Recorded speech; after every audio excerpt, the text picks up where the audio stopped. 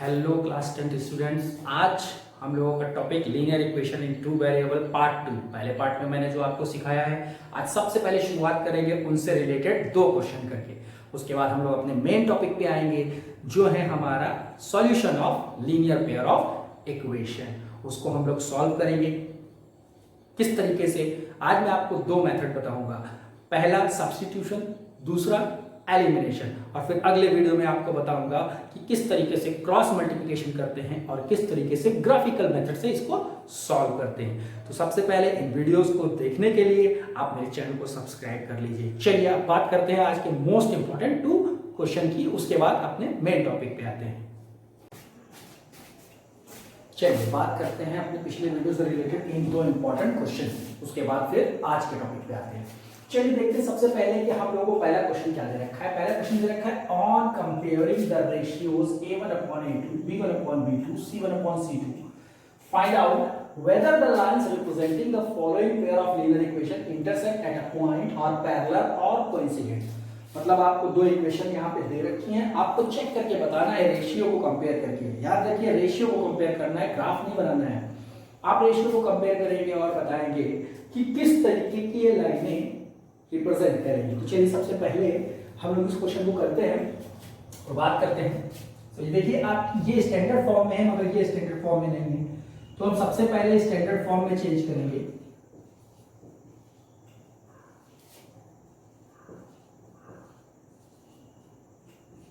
देखिए ये हो गई आपकी स्टैंडर्ड फॉर्म है और इसको फिर कंपेयर करेंगे। देखिए a1x plus b1y plus c is equal to 0 से इसको कंपेयर करना है। a2x plus b2y plus c2 is equal to 0 से इसको कंपेयर करना है। इसको कंपेयर करने पे आपका a1 आ जाएगा 7, b1 आ जाएगा 6, c आ जाएगा माइनस का 9 और a2 आ जाएगा आपका 5, b2 आ जाएगा आपका माइनस का 4 और c2 आ जाएगा आपका 8। अब आपको अब जो मैंने तीनों कंडीशन पढ़ाई थी उनमें सबसे पहला आपको निकालना है a1/a2, ये आपका क्या हो जाएगा 7/5। इसी तरीके से आपको निकालना है b1/b2, तो b1/b2 आपका क्या हो जाएगा बताइए मुझे, फटाक से बताइए। b1 है आपका 6 और b2 है आपका -4, तो 2 ये हो जाएगा आपका -3/2 और c1/c2 आपका क्या हो जाएगा, c1/c2 आपका हो जाएगा -9/8। पहली कंडीशन में पुट करेंगे, क्या देखेंगे कि हम 7/5 इज नॉट इक्वल टू -3/2। पहली कंडीशन सेटिस्फाई हो गई, means a1/a2 is not equal to b1/b2। ये होता है यूनिक सॉल्यूशन के लिए, और जब भी यूनिक सॉल्यूशन होता है तो हमारी रिजल्टेंट लाइन कैसी होती है, इंटरसेक्ट लाइन, इंटरसेक्टिंग लाइन। यही आपका आंसर हो गया। देखिए कितना इजी था ये क्वेश्चन। इस तरीके के क्वेश्चन आपसे पूछे जाते हैं, एनसीईआरटी के बुक में भी हैं, ठीक है ना। इसके बाद बात करते हैं most important type of question, question number 2 की। यहाँ पे पूछा गया है find the value of k for which the lines this and this are coincident. पहले से ही आपको दे रखा है कि ये कोइंसिडेंट है, तो पहले तरीका वही है कि आप दोनों इक्वेशन को नोट करेंगे। देखिए दे रखा है k + 1x + 3ky + 15 is equal to 0, 5x + ky।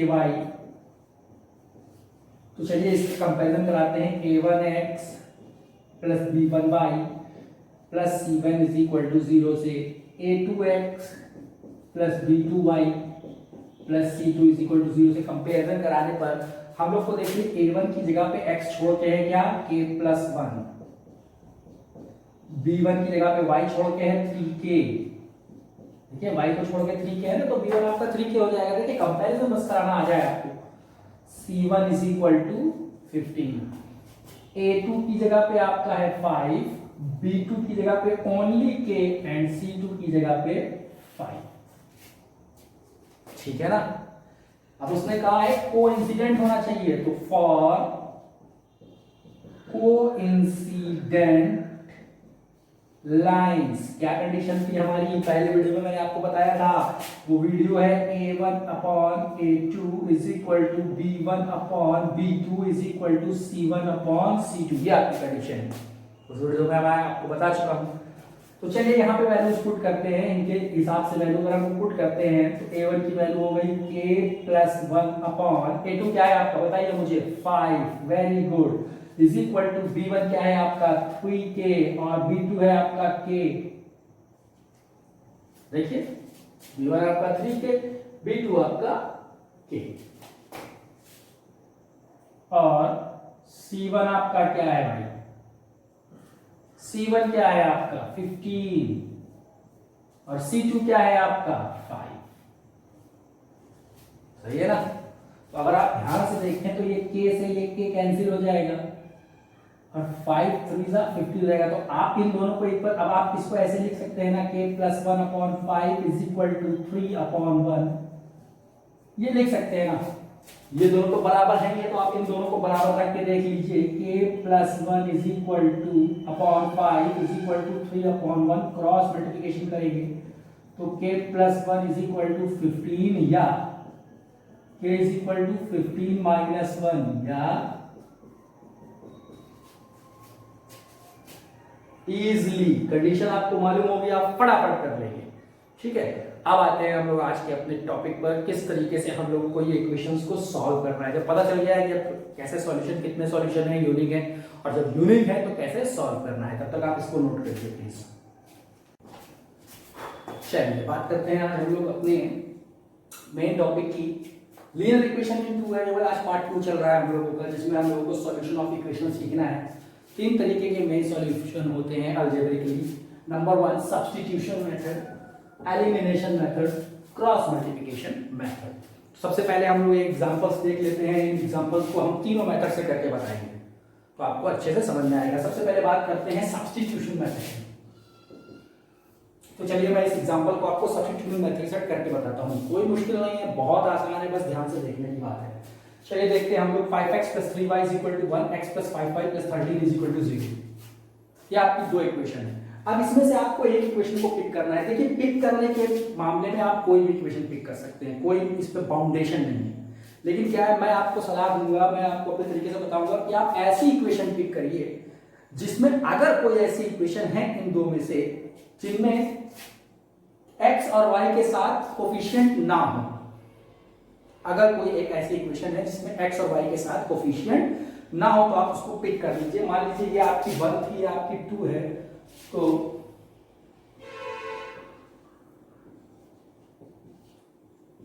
आप देखिए इसमें x के साथ कोई कोफिशिएंट नहीं है। आप पिक ये वाली भी कर सकते हैं। देखिए मैं आपको कोई हार्ड एंड फास्ट रूल नहीं बता रहा हूं, आप कोई भी पिक कर सकते हैं, आंसर निकल सकता है। अभी मैं आपको अगले जब बताऊंगा तो आपको पता चल जाएगा। लेकिन यहाँ पे मैं आपको इसलिए बता रहा हूँ ताकि आपका थोड़ा सा इजी हो जाए। हम लोग ढूंढते हैं ना, थोड़ा सा इजी हो तो आराम से हो जाएगा हम लोगों का।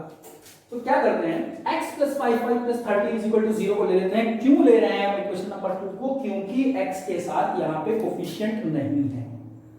किसी भी एक के साथ ना हो, x के साथ ना हो, y के साथ ना हो, हम लोग पिक कर सकते हैं। तो फ्रॉम इक्वेशन 2, इक्वेशन 2 आपकी क्या है, x + 5y + 13 = 0। तो इसमें क्या करते हैं, जो भी टर्म है बिना कोफिशिएंट का उसको एक तरफ रखते हैं। x = -5y - 13, बाकी सबको उधर ले गए। तो ये आपका क्या बन जाता है, सब्स्टिट्यूशन बन जाता है x का। बस इतना ही करना होता है। पहली इक्वेशन जो आपने पिक करी है उसके साथ आपको इतना ही करना है। अब आप कहोगे कि सर अगर उसके साथ भी कोफिशिएंट होता तो क्या करते, वो मैं आपको अगले इक्वेशन में बताऊंगा, अगले क्वेश्चन में बताऊंगा। ठीक है, होना वैसा ही है, कोई दिक्कत की बात नहीं है, बस समझने की बात है। तो x = दूसरी इक्वेशन में यूज कर लिया। चलिए putting this value in equation 1। This value का मतलब ये जो बॉक्स में मेरी वैल्यू आई है, तो पहले तो लिखेंगे 5x + 3y = 1। तो 5x की जगह पे आप ये पूरा लिख सकते हैं ब्रैकेट में 5y - 13 + 3y is equal to 1। तो 5 से 5 का मल्टीप्लाई माइनस का 25y माइनस 5 13 जा 65 plus 3y is equal to 1 minus 25y plus 3y। आप जानते हो कि 22y हो जाएगा माइनस का इज इक्वल टू 1 माइनस 65 उधर जाएगा तो प्लस का 65 तो minus 22y is equal to 66 and y is equal to 66 upon minus 22 यानी कि 3 वो भी माइनस का। y की वैल्यू आ गई ना आपकी, y की वैल्यू आ गई आपकी। इजीली आपने कैलकुलेट कर लिया, ये होता है सब्स्टिट्यूशन मेथड का तरीका। लेकिन अभी तो सिर्फ y की आई है, अगर x की निकालनी है तो ये y की वैल्यू आपको इस बॉक्स में रखनी पड़ेगी। तो आपका जो बॉक्स है वो x is equal to minus 5y minus 13 है, यानी x is equal to minus 5 into minus 3 minus 13 या x इज इक्वल टू 5 3 जा 15 होता है, आप जानते हो अच्छे से, और माइनस माइनस प्लस हो जाएगा माइनस 13 या 15 minus 13 x is equal to 2। ये आपकी x की वैल्यू। बस समझ में कोई प्रॉब्लम नहीं है आपकी। बस देखिए, ध्यान से देखिए। सबसे पहले वो इक्वेशन चूज करते हैं जिसमें कोफिशिएंट ना हो, पिक कर लिया, जरूरी नहीं है लेकिन फिर भी हम लोग इस तरीके से करते हैं। इसके बाद आते हैं बात क्वेश्चन नंबर 2 के। ये थोड़ा सा और उससे टिपिकल है। इसमें देखिए कहीं पे भी ऐसा नहीं है जहां पे कोफिशिएंट ना हो। अब आप कहोगे सर अब क्या करें, तो आपने बता दिया। तो इसमें क्या करते हैं, फटाक से हम लोग कोई भी इक्वेशन पिक कर लेते हैं, कोई भी इक्वेशन पिक कर लेते हैं। कोई इसमें प्रॉब्लम की बात नहीं है, कोई भी इक्वेशन पिक कर लेते हैं। चलिए पिक कर लेते हैं ये वाली इक्वेशन फ्रॉम इक्वेशन 1। तो आपकी इक्वेशन 1 है 3x plus 2y minus 4 is equal to 0। ये आपकी इक्वेशन फर्स्ट है। तो मैंने आपसे कहा कि आप एक टर्म को इधर रखेंगे, बाकी सब को उधर ले जाएंगे। 4 उधर जाएगा तो 4 माइनस 2y, लेकिन यहाँ पे x के साथ कोफिशिएंट नहीं होना चाहिए। तो means x is equal to 4 minus 2y upon 3। देखिए ध्यान दीजिए, 3 इधर मल्टीप्लाई में उधर डिवाइड में चला जाएगा। जैसे ही ये x खाली बचता है तो हम इसको बॉक्स बना देते हैं। यही मेरा क्या होता है, सब्स्टिट्यूशन होता है। मैंने x को रखा है, आप y भी कर सकते हैं, ये आपके ऊपर है। प्रैक्टिस करेंगे आएगा, परेशान ना होइए। चलिए अब putting the value in equation number 1।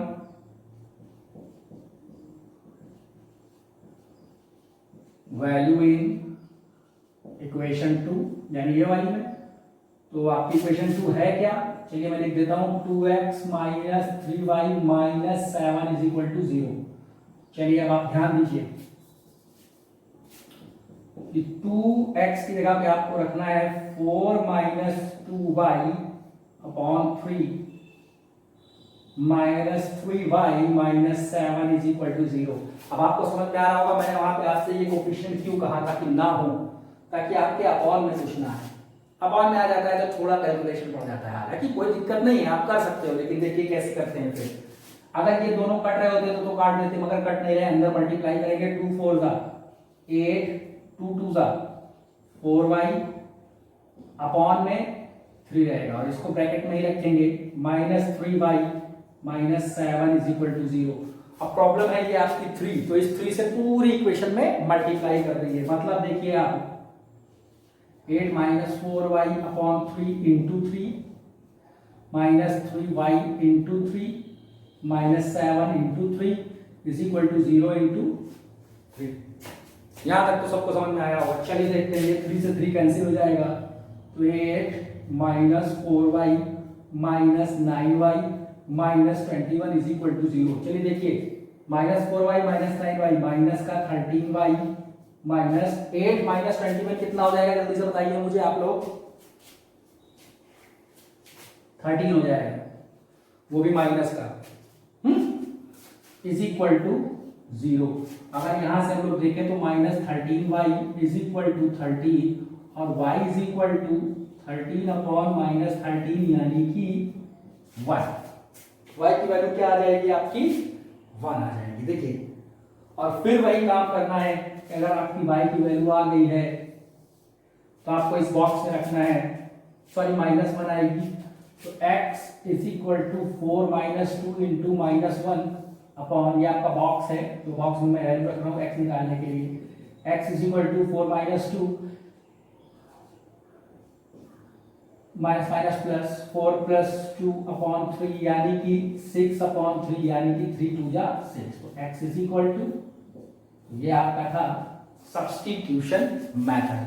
दोनों तरीके मैंने बता दिए। जब यहाँ पे आपका कोफिशिएंट ना हो तो आप कोशिश करिए कि यही ले लें, हालांकि उससे भी हो जाएगा, थोड़ा सा कैलकुलेशन बढ़ जाता है आपका। बस वीडियो को एक नहीं कई बार देखिए, 2 बार देखिए, समझ में आएगा। इसके बाद हम लोग इन्हीं क्वेश्चन को सॉल्व करेंगे एलिमिनेशन मेथड से। चलिए पहले आप लोग ये नोट, चलिए सब्स्टिट्यूशन मेथड के बाद अब बात करते हैं हम लोग अपने सेकंड मेथड की, जिसका नाम है एलिमिनेशन मेथड। तो एलिमिनेशन मेथड के लिए सबसे पहले आप लोग देखते हैं इसी इक्वेशंस को कि ये इक्वेशन आपकी स्टैंडर्ड फॉर्म में है या नहीं। तो देखिए आपकी ये अलग तरीके से, ये तो दोनों को एक तरीके की फॉर्म में कर लेते हैं, इसको भी हम लोग इसी तरीके से लिख लेते हैं। तो ये हो जाता है 5x + 3y - 1 = 0, और अगली वाली को उसको उठा के उसके नीचे रख देते हैं, x + 5y + 13 = 0।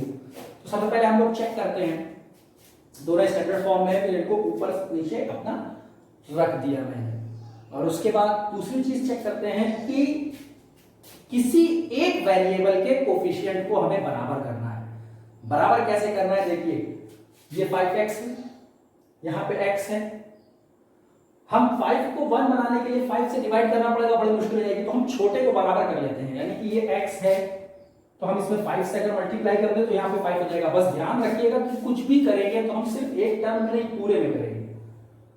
बहुत से लोग कहेंगे कि सर नहीं, हम इसको नहीं बराबर करना चाहते हैं, हम इसको बराबर करना चाहते हैं। बिल्कुल कर सकते हैं, 3 और 5 को भी हम बराबर कर सकते हैं, पर आपको फिर क्या करना पड़ेगा, इसके कोफिशिएंट से इसमें मल्टीप्लाई और इसके कोफिशिएंट से इसमें मल्टीप्लाई करना पड़ेगा, बस और कुछ नहीं।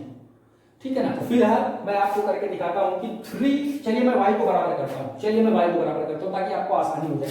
y को अगर हम बराबर करने जाएंगे, अगर यहां पर कोई कोफिशिएंट नहीं तो इसको 1 मान लेते हैं, ठीक है ना, कोई दिक्कत नहीं है, 1 मान लीजिए, 1 लिखिए चाहे ना लिखिए। चलिए मैं y को बराबर करके आपको दिखाता हूं किस तरीके से y बराबर होगा। तो 3, जैसा कि मैंने आपसे कहा कि इस 3 से इस इक्वेशन में मल्टीप्लाई करते हैं और इस 5 से इस इक्वेशन में, यानी कोफिशिएंट की अदला बदली करके मल्टीप्लाई कर देते हैं। तो आप इस तरीके से लिख लीजिए, आपको याद रहेगा कि 5 से आपको करना है, तो 5 into the bracket 5x + 3y - 1 = 0, ऐसे पूरी ब्रैकेट में लिख लीजिए। और यहां पे आप 3 लिख सकते हैं, x + 5y + 13 = 0। ये आपका दूसरा स्टेप होता है बराबर करने के लिए। चाहे आप x बराबर करिए, चाहे आप y बराबर करिए, कोई फर्क नहीं पड़ता, ये आपके ऊपर है। तो चलिए, जैसे कि हमने आपको बताया कि अगर आप ऐसे करोगे तो ये हो जाएगा आपका 5 × 5 = 25x + 15y - 5 = 0, और अगला भी आपका हो जाएगा 3x + 15y + 39 = 0। ध्यान दीजिए, मल्टीप्लाई करेंगे तो सारे टर्म से करेंगे। अब देखिए y का टर्म बराबर हो गया है। y का टर्म बराबर होने के बाद जो दूसरी चीज हमको देखनी है वो ये देखनी है कि इन दोनों के साइन कैसे हैं, दोनों एक ही साइन के हैं या अलग अलग साइन के हैं। तो यहाँ पे आप देख रहे हैं कि दोनों एक ही साइन के हैं। कैसे हैं?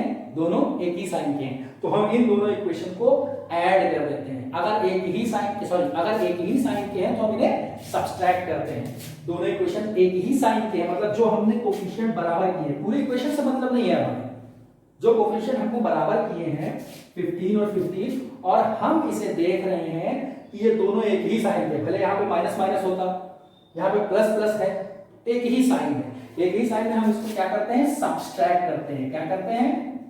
Subtract for same sign.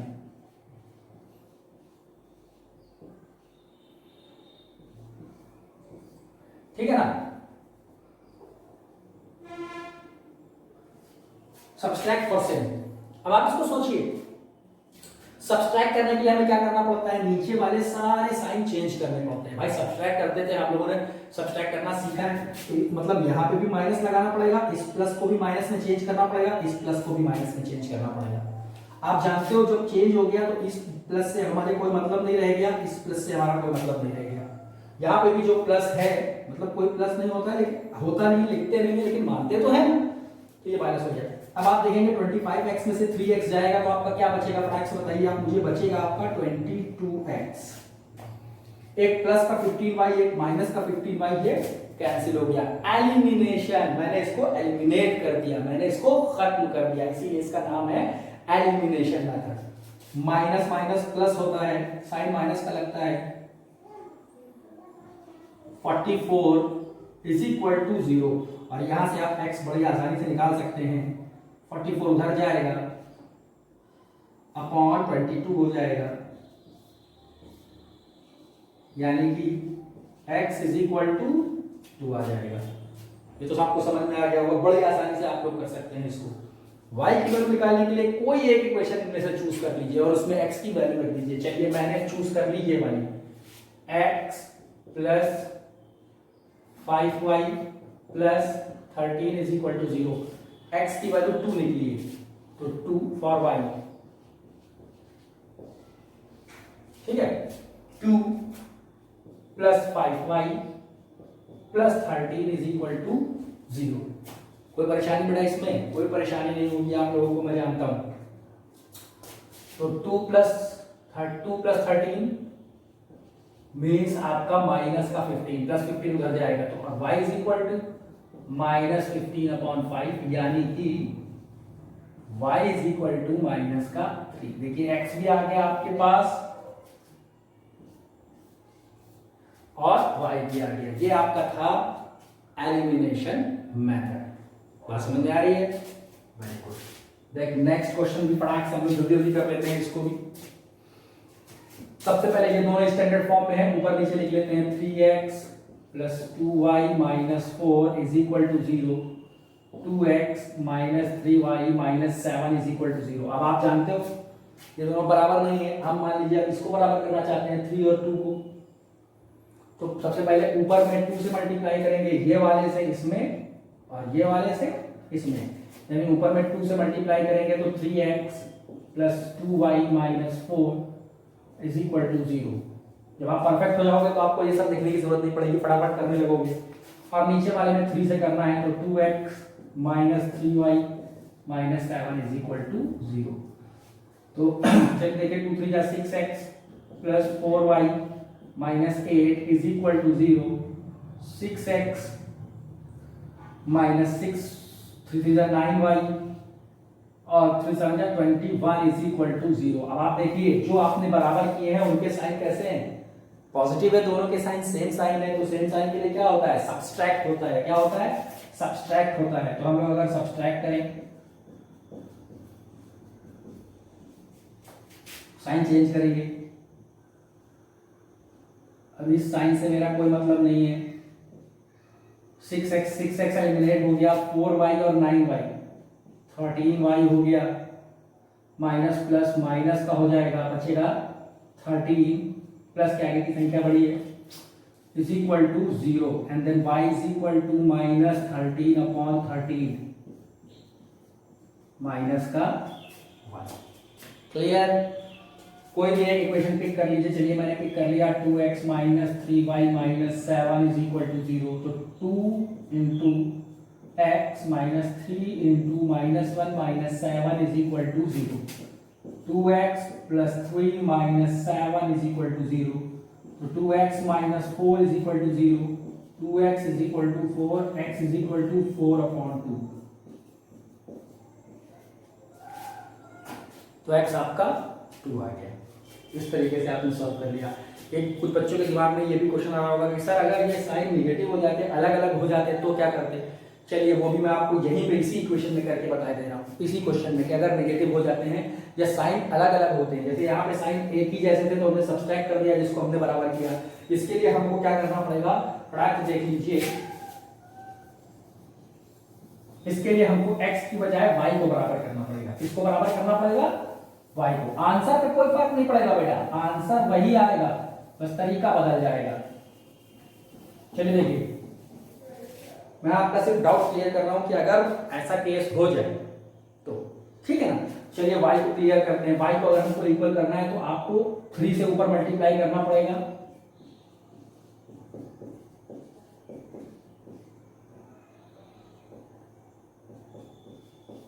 और 2 से नीचे। ठीक है, कोफिशिएंट की अदला बदली, कोफिशिएंट की अदला बदली याद रखना है आपको। यहां कोफिशिएंट 3 था y का तो 3 से ऊपर कर दिया, यहां कोफिशिएंट 2 था तो 2 से कर दिया। चलिए देखिए, 3 3 9x plus 6y minus 12 is equal to 0, 2 4x minus 6y minus 2 7 14 is equal to 0। अब आप कहोगे कि सर ये तो साइन सेम नहीं है, जो हमने बराबर किया वो साइन अलग अलग है, तो हम लोग क्या करते हैं, ऐड कर देते हैं। क्या करते हैं, ऐड कर देते हैं। पहले हमने क्या किया था, सब्सट्रैक्ट। ऐड करने का तरीका बहुत आसान होता है, सिर्फ आपको ऐड करना है। 9x और 4x कितना हो जाएगा, 13x, ये कैंसिल हो जाएगा, माइनस माइनस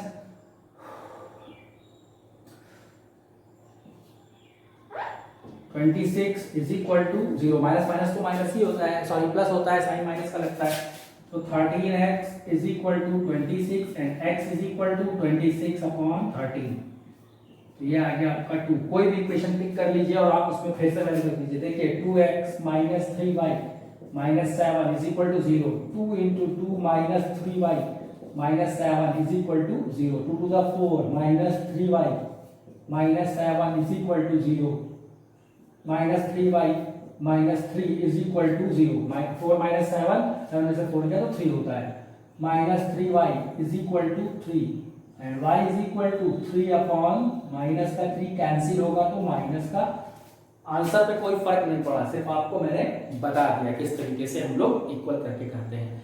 ये आपका था एलिमिनेशन मेथड, इसे फटाफट आप लोग नोट कर लीजिए। इसके बाद हम लोग का एक मल्टीप्लिकेशन मेथड बचा है, क्रॉस मल्टीप्लिकेशन मेथड और ग्राफिकल मेथड। ये हम लोग सीखेंगे अपने अगले वीडियो में, ये हम लोग सीखेंगे अपने अगले वीडियो में। एक मेथड बचा हुआ है cross multiplication method, important method हम लोग अगले वीडियो में सीखेंगे, और ग्राफिकल मेथड हम लोग अगले वीडियो में सीखेंगे। तब तक के लिए आप लोग इस चीज का प्रैक्टिस करिए। बहुत सारे ढेर सारे क्वेश्चन आपके एनसीईआरटी के बुक में है, रिवाइज करिए, मेरे वीडियो को पूरा देखिए ताकि आपको